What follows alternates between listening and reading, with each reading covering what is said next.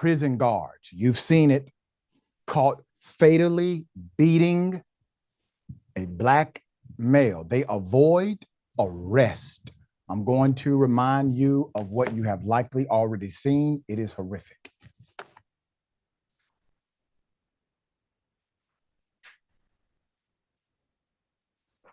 As you can see, the individual they are attacking has absolutely no way of defending himself, nor is he an aggressor.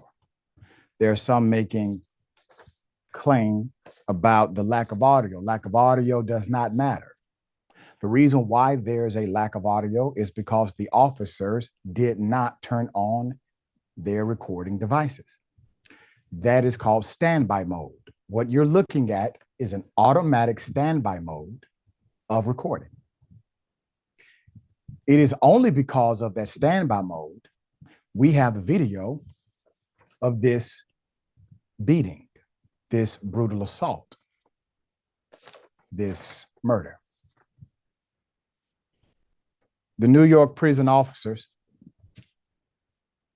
who are shown ruthlessly beating to death an incarcerated 43-year-old Robert Brooks, who was handcuffed and strapped face down on a gurney earlier this month, have not been arrested more than 2 weeks after the fatal incident.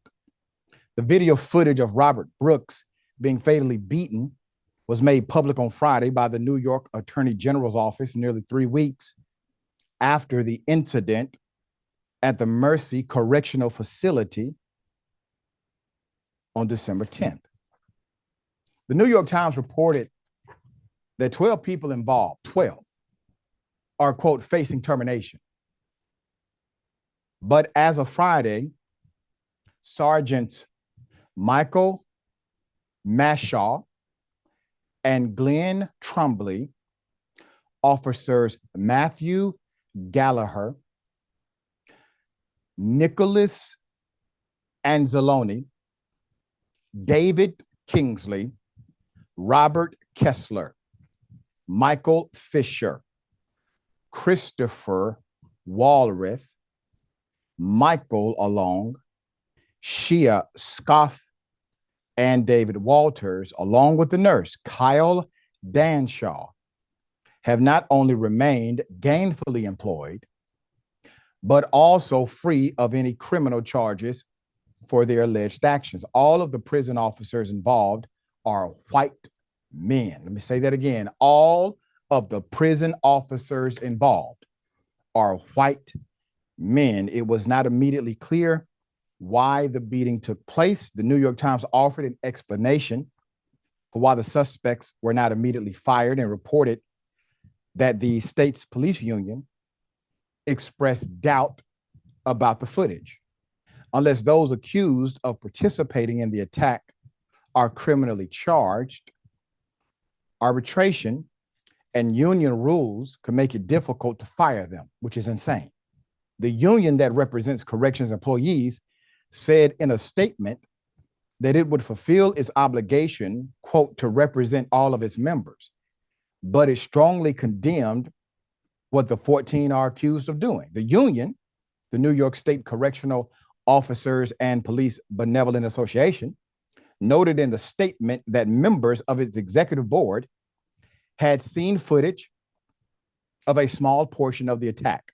Quote, "What we witnessed is incomprehensible, to say the least, and is certainly not reflective of the great work that the vast majority of our membership conducts every day," the union said, adding, quote, "We cannot and will not condone this behavior." I'm going to get into a statement from the governor in just a moment, but I want to bring your attention to some of the irony here and the nuance and representation as it relates to police unions.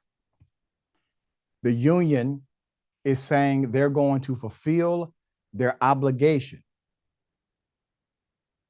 and represent these individuals who clearly are committing a murder. In the same voice, they're saying what they are witnessing by way of watching the video, what they witnessed was incomprehensible. But they're still going to fulfill their obligation. Their obligation has nothing to do with justice, does it? The obligation has nothing to do with being an advocate for the citizens of this nation or elsewhere. Their obligation is to do what the money tells them to do. These are membership dues paid into an organization that then says, we're going to do A, B, and C for you. That's what it's a racket. It's what it is. You have 3 weeks. It's done, videos released in 3 weeks. Now we still have no arrest. Possibly they will be terminated. Everyone involved was a white male. They murdered a man. This should be dealt with swiftly, right? Let's go to the governor. Put her up full mask. The New York governor said she was, quote, outraged and horrified and called Brooks' death, quote, senseless. The governor also said she, quote, ordered a full investigation and ordered the Department of Corrections and Community Supervision to begin the termination process.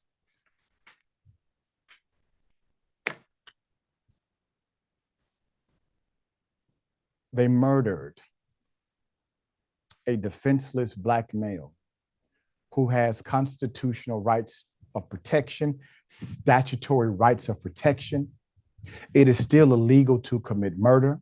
It is still illegal to hold someone in positions that create harm, regardless of their position in the jail or the prison, and regardless of if you are a corrections officer or not.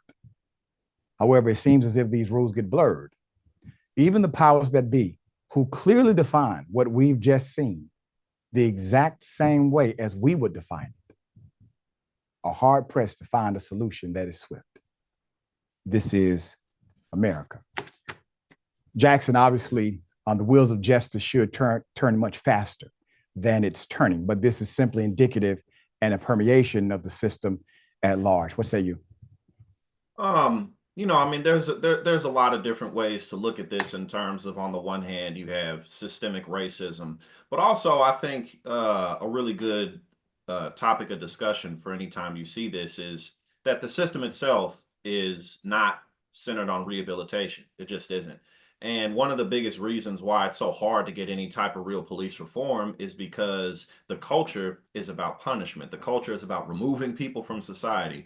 But, with our drug laws and the drug war that we've had, and just targeting of various communities, specifically Black and brown communities, these are people who are supposed to be in this system. They're supposed to be in prison. That's why when you talk about things like, how Black communities are still impoverished and there's not a lot of opportunities, there's not a lot of jobs, people will just brush it off and say, well, that's because y'all ain't got no responsibility. All you got to do is get your act together and these things won't happen to you. And, racists don't like being called racist because in their worldview, this is just what it is. Oh, Black people really ain't about nothing, so that's why they ain't got nothing. That's why every time they try to rise up, they get shut down because that's just where they're supposed to be. But ultimately, the culture needs to change, because if we're not focused on rehabilitating people, really get into the root cause of what's going on with them, because most people in prison aren't like, mass murderers or mass sexual assaulters. Obviously, those people are there, but a lot of them are just impoverished. Maybe they stole things, had a, developed a lifestyle of robbery. Perhaps they're drug addicts in various ways. Maybe they sold drugs. That's the majority of people who are in prison, people that you can work with. They're not so far gone that it's like, oh no, we got to lock them up forever. But unless the culture changes more towards rehabilitation and we start thinking about how much cheaper it would be to not house so many people in the prison system, then this just won't change, because as long as it's centered on punishment, authority has to establish itself. That's why it's like, oh, we're going to terminate them even though they killed this man, because if they start to go another direction, the whole system's going to change. This is just, again, a reflection of our focus on punishment. Yeah, we will bring updates as they develop. We are looking forward to updating this story when they are officially charged.